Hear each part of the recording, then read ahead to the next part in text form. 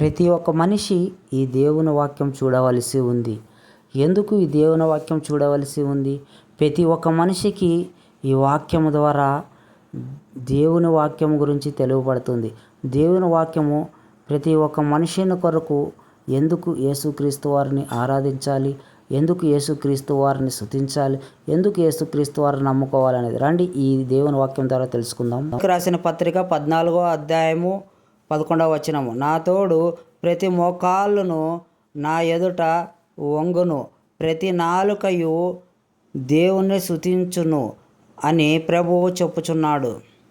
దేవుని వాక్యం చూశారు కదా ప్రియులారా. ప్రభు అయిన యేసుక్రీస్తు నామముపేట మీకు వందనాలండి.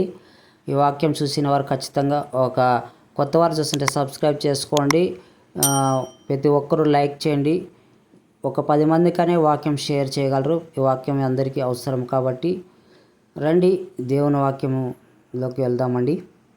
ప్రభు అయిన యేసుక్రీస్తు వారు ఎందుకు అలా చెప్తున్నారు అంటే, ప్రతి ఒక్క మోకాళ్ళు ఆయన మోకరించాలి, ఆయన్ని ఆరాధించాలంటే ఆ మాట చెప్పడానికి ఆయనకి అర్హత కలిగినవాడు, ఆయన స్తుతులకు యోగ్యుడు.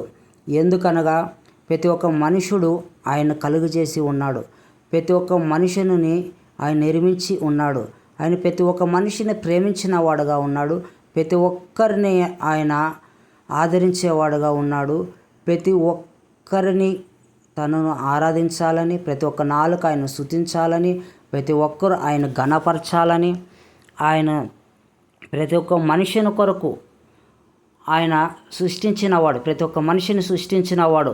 అంతేకాదు ఒక దేశానికో చెందినవాడు కాదు, ఒక మతానికి చెందినవాడు కాదు, ఒక కులానికి చెందినవాడు కాదు. ప్రభు అయిన యేసుక్రీస్తు వారు సర్వలోకానికి ఒకడే దేవుడు, ఆయన సజీవం కలిగిన దేవుడు, యుగయుగములు జీవిస్తున్నవాడు, ఉన్నవాడు అనవాడు గొప్ప దేవుడు. ఎల్లవేళ కేరేబులతోనూ మరి 24 పెద్దలతో 4 జీవులతో నిత్యం పరిశుద్ధుడు పరిశుద్ధుడని పొగడేంపడుతున్న అటు గొప్ప పరిశుద్ధుడైన దేవుడు నా పాపముల కొరకు ఈ భూమి మీదకి మనిషినిగాను మానవ స్వరూపిగా వచ్చి ప్రతి ఒక్క మనిషి పాపముల కొరకు దేవుడు ఆ కల్వరి శిలువలో మన కొరకు ప్రాణం పెట్టి ఉన్నాడు. ప్రతి ఒక్క మనిషి కొరకు ప్రాణం పెట్టి ఉన్నాడు. కులంతో సంబంధం లేదు, మతంతో సంబంధం లేదు. ప్రతి ఒక్క మనిషిని కొరకు, ప్రతి మనిషి చేసే ప్రతి మనిషి పాపముల కొరకు, ప్రతి ఒక్క మనిషి పాపములను విడిపించాలంటే ఆయన శిలువ మరణం పొందాలి. ఆ శిలువ మరణం ద్వారా ప్రతి ఒక్కరికి ఆయన జీవించడానికి అర్హత కలుగు చేసేవాడుగా ఉన్నాడు.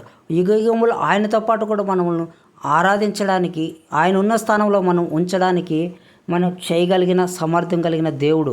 మనం చేయవలసినదల్లా ఏమీ లేదు. మన ప్రతి పాపములను ఆయన పాద సన్నిధిలో ఒప్పుకొనుచు పశ్చాత్తాపముతోనూ ఆ పాపములు ఒప్పుకొని విడిచిపెట్టినప్పుడు మనం కనికరించబడతాము. ఆయన నామాన్ని స్తుతించేవారుగా అవుతాము, ఆయన నామాన్ని ఘనపరిచేవారుగా అవుతాము. అలాగా అందుకనే ఆయన్ని ప్రతి ఒక్క నాలుక ఆరాధిస్తుంది, అందుకనే ప్రతి ఒక్క మనుషుడు ఆయన స్తుతిస్తున్నాడు, అందుకనే ప్రతి ఒక్క మనుషుడు ఆయన్ని నేటి దినంలో అంగీకరిస్తున్నాడు. ఆయన ప్రతి ఒక్క మనుష్యుని కొరకు, పాపముల కొరకు ఆయన ప్రాణం పెట్టి ఉన్నాడు. కాబట్టి దేవుడి వాక్యం దీవించును గాక. రండి ప్రార్థన చేసుకొని ప్రార్థనలో ఏకీభవించండి.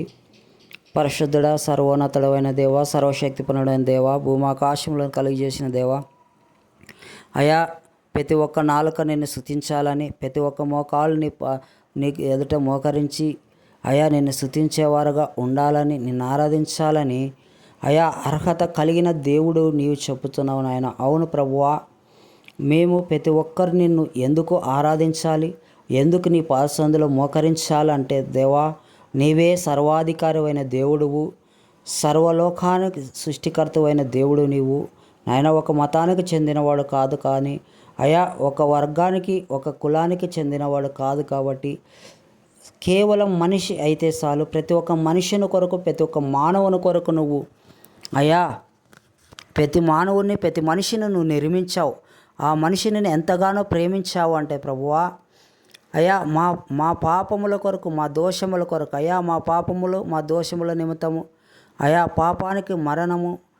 పాపానికి జీతము మరణమై ఉండగా అటు మరణం నుంచి తప్పించడానికి దేవా మా కొరకు నీవు ఆకాశం నుండి ఉన్నతమైన సింహాసనం నుండి అయా మా కొరకు తగ్గించుకొని భూమి మీదకి దిగివచ్చి మానవునిగాను శరీరధారిగాను మీరు దిగి వచ్చారు. రక్త మాంసములో మా కొరకు పాలిభాగస్తుడయ్యావు దేవా. అయ్యి తండ్రి, మీరే మా పాపములు కొట్టివేయడానికి ఆ కలవరి శిలువలో మా కొరకు మా అందరి నిమిత్తం నాయన, ఆ కలవరి శిలువలో నాయన ఏ నేరము చేయనప్పటికీ అయ్యా, ఏ పాపము నీలో లేదు అయ్యా, నువ్వు పరిశుద్ధుడవు, నాలో పాపం ఉన్నదని నిరూపించగలరా అన్నావు. నిజం తండ్రి, నీలో పాపము లేదు. అయితే కేవలం మా పాపముల కొరకు, మా దోషముల కొరకు నీవే ఆ కలవరి శిలువలో బలిగాను, బలియాగముగా మాకు రావాల్సిన శిక్ష మీరు ఆ కలవరి శిలువలో పొందినందుకు లెక్కలేని కృతజ్ఞతాస్తుతులు. అందును బట్టి నిన్ను స్తుతించాలి దేవా. అందును బట్టి ప్రతి ఒక్క నాలుక నిన్ను ఆరాధిస్తుంది నేటి దినములో. అందును బట్టి దేవా, ప్రతి మోకాళ్ళు నీ పాసందులో మోకరించి అయ్యా ప్రార్థించగలుగుతున్నాం. అయ్యా ప్రభు అయిన యేసుక్రీస్తు వారు నామున అయ్యా, ప్రతి ఎంతటి పాపి అయినప్పటికీ నాయన, ఎంత ఘోర పాపి అయినప్పటికీ నాయన, నువ్వు ఆ మనిషిలో పాపాన్ని ప్రేమించవు, ఆ మనిషిని ప్రేమించే దేవుడుగా ఉన్నావు. కాబట్టి అయా, ప్రతి ఒక్క మనిషిని నువ్వు ప్రేమించిన దేవా. అయా, ప్రతి ఒక్క మనిషి నీ నామములో ప్రార్థించి పశ్చాత్తాప పడి అయా యేసు ప్రభువా, నా పాపముల కొరకు మరణించావు, నా పాపములను అపరాధములను క్షమించమని ప్రార్థించిన వారి ప్రతి ఒక్క పాపములను కొట్టివేసి అయా, ఎవరి ఇవ్వలేని భాగ్యాన్ని దేవా నీ కుమారులుగాను కుమార్తెలుగా చేసుకుంటున్న విధానమును బట్టి నీకే లెక్కలేని కృతజ్ఞతాస్తుతులు వందనాలు నాయన. ప్రతి ఒక్క మనిషిని నేను ప్రేమించిన దేవా, ప్రేమించి అయ్యా నిత్యము నువ్వు ఉండాల్సిన రాజ్యములో మమ్ములుగాను ఉంచడానికై దేవా, నీవే ఉన్నతమైన స్థానాన్ని విడిచే వచ్చావు. అయ్యా, ప్రతి ఒక్క మనిషిని అయ్యా నీ రాజ్యములో ఉండాలని, సదాకాలము నీతో పాటు ఉండాలని అని ఇష్టపడుతున్న దేవా, నీకే వెళ్ళలేని స్తోత్రములు స్తుతులు వందనాలు నాయన. అవును ప్రభువా, ఈ వాక్యం చేత ఎంతమంది అయితే వింటున్నారో, ప్రార్థనలో ఏకీభవిస్తున్నారు నాయన, వారి కుటుంబాలను మీరు ఆశీర్వదించండి, దీవించండి నాయన. మారు మనసు లేని కుటుంబాలకైతే మారు మనసును దయచేయండి దేవా.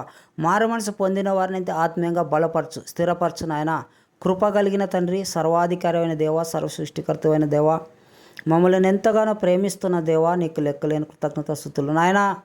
అనేకమైన కుటుంబాలు చెప్పలేని అనారోగ్యతలో బాధపడుతున్నారేమో నాయన, వారి అనారోగ్యతను విడిపించు దేవా. అయా, అప్పులలో పడిపోయి ఉన్నారేమో నాయన, వారి అప్పుల నుంచి విడిపించు దేవా.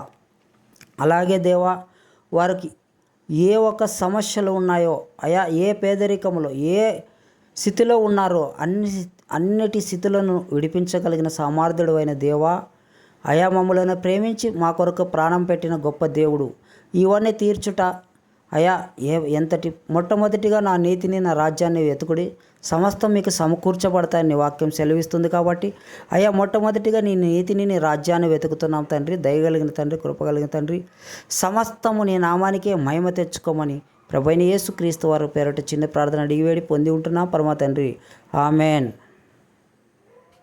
చూసిన వారు ప్రభువైన యేసుక్రీస్తు వారు మిమ్మల్ని ఈ దినమంతా దీవించి కాపాడునుగాక, ఆమెన్. మరొకసారి ప్రతి ఒక్కరూ ఈ వీడియోని లైక్ చేయండి, కొత్త వారు చూస్తుంటే సబ్స్క్రైబ్ చేయండి, ఒక 10 మందికైనా షేర్ చేయండి.